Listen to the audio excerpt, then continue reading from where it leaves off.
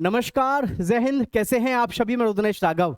SSC GD 2026 इसकी answer की कब आएगी, कट ऑफ क्या रहेगी और कितनी वैकेंसी इसकी बढ़ने वाली है, पूरी जानकारी A to Z इस वीडियो में आप सभी के लिए। सबसे पहले तो मैं सभी युवा साथियों को बता दूं कि भाई आप लोगों के कमेंट्स देख के करीब 2-2.5 कमेंट्स को हमने एनालिसिस किया। तो सबसे पहली चीज तो ये निकल के आ रही कि बहुत ज्यादा बच्चों का अब की बार पेपर बहुत अच्छा नहीं हुआ है। ज्यादातर सभी का पेपर पहले के मुकाबले कहीं ना कहीं बहुत कम प्रश्न हुए। पहली साल को देखते हुए यानी पिछली भर्ती को देखते हुए 53,690 की जो भर्ती हुई थी ना, उसको देखते हुए तो बहुत ही मतलब बुरा हाल रहा है।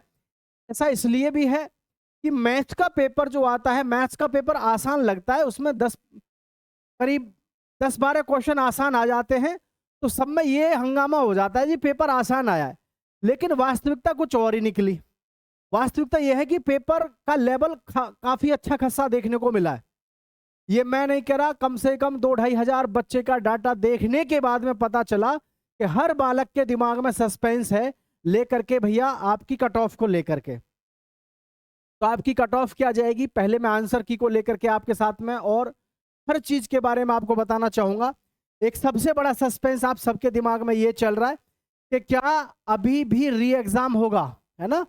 री एग्जाम को लेकर के सबसे बड़ा डाउट है कि सर री एग्जाम जो है सभी के हो चुके हैं या अभी कुछ रह गए, क्योंकि जगह जगह आपने देखा अब की बार बड़ा अजीब सा माहौल रहा एसएससी जीडी में भी कि जी पेपर कैंसिल हो गया, फिर जो है डेट आगे आई, कहीं पेपर हुआ कहीं नहीं हुआ, बड़ा अजीब सा माहौल देखने को मिला। तो इस वीडियो में मैं आपको सारी जानकारी क्लियर A to Z कर देता हूं। एसएससी सेंट्रल रीजन, ठीक है, सेंट्रल रीजन जो है उसमें वो उसने क्या बोला है इसको देखें आप ध्यान से, तो आपको सारी चीजें यहाँ पर समझ में आ जाएंगी। सबसे पहली चीज तो यह है इंपोर्टेंट नोटिस जो है, ड्यू टू टेक्निकल रीजंस, है ना, ड्यू टू टेक्निकल रीजंस यानी कि जो टेक्निकल कुछ ऐसे कारण रहे हैं, तकनीकी कारणों के कारण, has been decided to conduct re exam, ये री एग्जाम कंडक्ट कराने का उन्होंने डिसाइड किया of 4,162 candidates of constable GD in central arm police force CAPF and SSF and rifleman GD in Assam Rifles examination 2026 on 31 May 2026। मतलब एक सबसे बड़ा जो डाउट सभी के दिमाग में जो चल रहा था कि जी हमको समझ में नहीं आ रहा हमारी कट ऑफ को लेकर के, कि कट ऑफ तो बाद में आएगी, पहले आंसर की कब आएगी, क्योंकि पेपर हुआ फाइनल या नहीं हुआ। ठीक है, तो इसमें आप देख सकते हैं इन्होंने क्लियरली यहाँ पे मेंशन कर दिया है, देखें आप, ये लिखा हुआ है इन Assam Rifles examination 2026 on 31 May 2026। तो यहाँ पर सब कुछ क्लियर करके दे दिया है कि भाई अब आपको बहुत ज्यादा वेट करने की जरूरत नहीं है। ठीक है, आगे दिया हुआ है the admit card of such candidates are already uploaded in their respective login available on the official website of the commission. जो हमारा कमीशन बोर्ड है एसएससी का, इस पे इन्होंने एडमिट कार्ड जारी कर दिए थे और इनका एग्जाम आसानी से कंडक्ट करा लिया था। ठीक है, आगे है candidates must note that appearing the examination on the rescheduled date is mandatory, failure to appear shall be treated as absent for examination. तो इन्होंने यहाँ भी ये क्लियर कर दिया था, बहुत सारे बच्चे ऐसे थे जिनको पता नहीं चल पाया कि जी री एग्जाम शेड्यूल कर दिया गया है, लेकिन ये क्लियरली मेंशन कर दिया है अगर आप 31 मई को एग्जाम नहीं दे पाए, किन्हीं भी कारणों से आप एग्जाम तक नहीं पहुंचे, तो आपका एग्जाम में एब्सेंट होना मान लिया जाएगा और आपको आगे किसी प्रकार का मौका नहीं दिया जाएगा, आप यहीं पर भर्ती से बाहर हो जाओगे। सबसे बड़ा डाउट ये चल रहा था कि कहीं बच्चों ने भर्ती पे केस तो ना कर दिया, है ना, क्योंकि जैसे कि आप सबको पता है भाई री एग्जाम की सबसे बड़ी प्रॉब्लम क्या रही है। जैसे री एग्जाम आपका 2 दिन बाद हो गया 31 मई, ठीक है, तो यहाँ बहुत सारे बच्चे ऐसे होते हैं कई बार उनको पता नहीं चलता कि हमारा एग्जाम दोबारा से शेड्यूल कब कर दिया गया है, तो वो बच्चे एब्सेंट रह जाते हैं और फिर वो कोर्ट का दरवाजा खटखटाते हैं कि जी इन्होंने एक साथ जो है डेट जारी कर दी और हमें पता नहीं चला। तो इस कंडीशन में कोर्ट में उनकी सुनवाई भी होती है कि भाई बात सही है, कई बार बच्चों को ऐसा लगता है कि पेपर तो अब कैंसिल हो गया, तो आगे जाकर के फिर जो है आने की पोस्टपोन होने के बाद कोई आगे डेट मिलेगी और पता नहीं चलता। तो इस केस में भर्ती को थमने की कई चांस रहते हैं।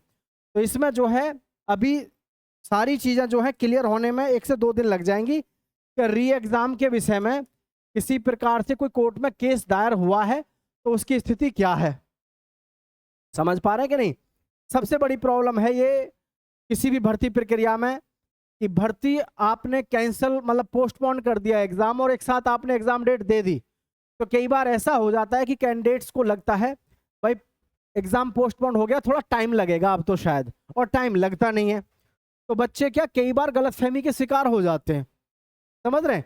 तो इस कंडीशन में युवा साथी का एग्ज़ाम छूट जाता है, फिर वो खटखटाता है दरवाज़ा, कहाँ का? कोर्ट का खटखटाएगा वो, क्योंकि उसने जिस बच्चे ने साल 1.5 साल 2 साल तैयारी करी है तो उसको तो ये लगता ही है कि भाई एग्ज़ाम तो देना है ना? तो कई बार ये चीज़ें सामने आई हैं अक्सर।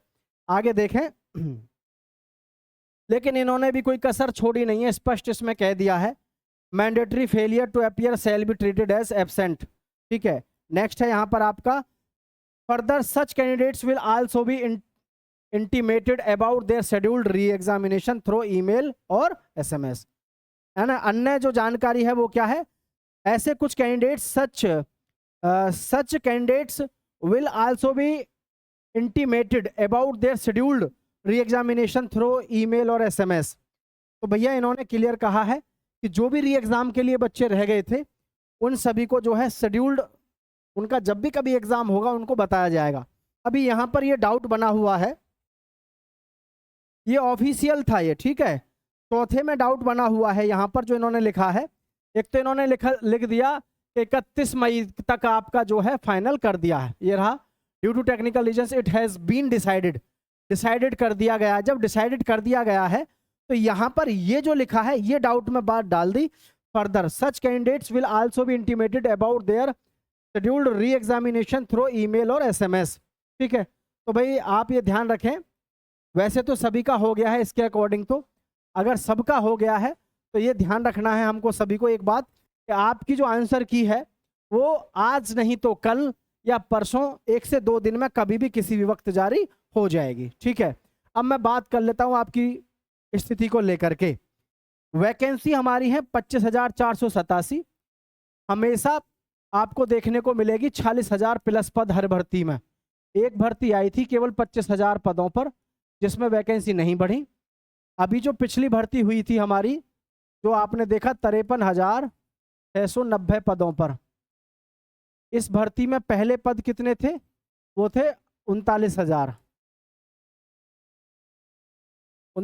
प्लस थे। ठीक है, अब जो कंडीशन है सारी वो इस बात की है, 53,690 पद हैं, जैसे 53,690 पिछली बार में बढ़ाए इन्होंने करके 39,000 से। तो यहाँ भी जो हमारी इस समय पोस्ट है पदों की वर्तमान स्थिति वो है 25,487 और उम्मीद ये कह रही है कि 45,000 तक ये पद जो है हमारे बढ़ सकते हैं।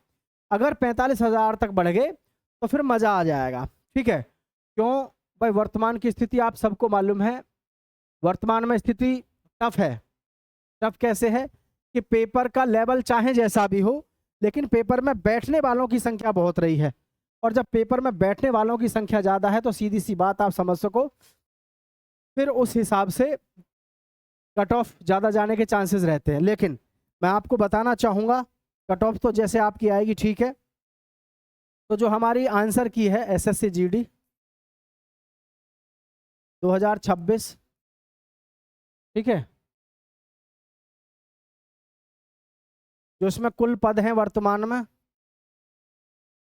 में कुल पद हैं 25,487, यही तो हैं 25,487, 25,487 आपके पद हैं ये। ठीक है, ये पद हैं।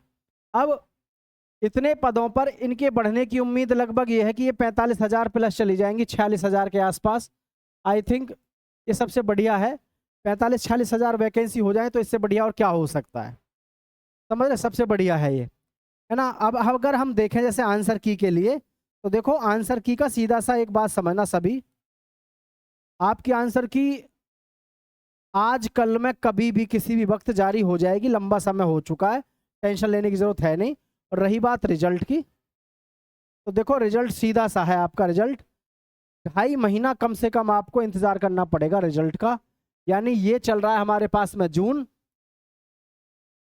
जुलाई, अगस्त और सितंबर।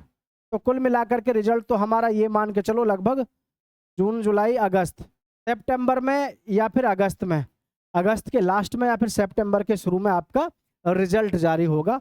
पिछले रिकॉर्डों को अगर हम देखें तो पिछले रिकॉर्ड हमेशा से ये रहे हैं कि इसका जो रिजल्ट है 2.5 महीने कम से कम लेता ही है। और वैसे भी देखो छोटा मोटा डाटा है नहीं, लंबा डाटा है ना, तो इसको टेंशन लेनी नहीं है। और रही बात देखो कट ऑफ की, मैं तो एक ही बात कहूँगा कि अगर आपका स्कोर है वास्तव में इतना, ठीक है, लड़कियों के लिए भी बात करूँ और लड़कों के लिए, तो ये ध्यान रखना,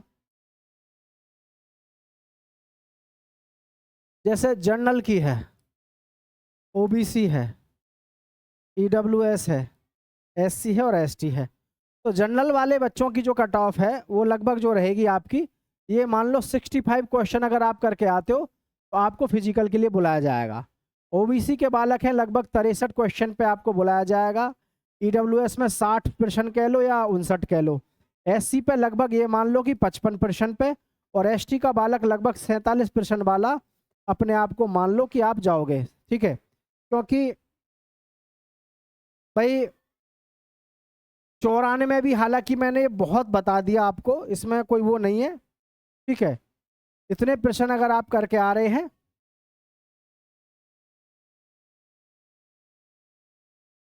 ठीक है भाई, तो उस हिसाब से, क्योंकि इसमें नॉर्मलाइजेशन जो मिलेगा आपको कम से कम 10 से 12 नंबर का आपको नॉर्मलाइजेशन मिलने का चांस है। और सबसे बड़ी बात है अलग अलग स्टेट के लेवल पे हम देखें कट ऑफ, तो बहुत कम भी कट ऑफ जाती है। बहुत सारे स्टेट ऐसे होते हैं जिनकी बहुत कम जाती है, समझ रहे हैं। तो सभी साथी नीचे जरूर कमेंट में बताइएगा आपका स्कोर क्या रहा और क्या आपको लगता है, ठीक है। बाकी आपसे मिलेंगे एक नए वीडियो में नए अंदाज में। जय हिंद, जय भारत साथियों।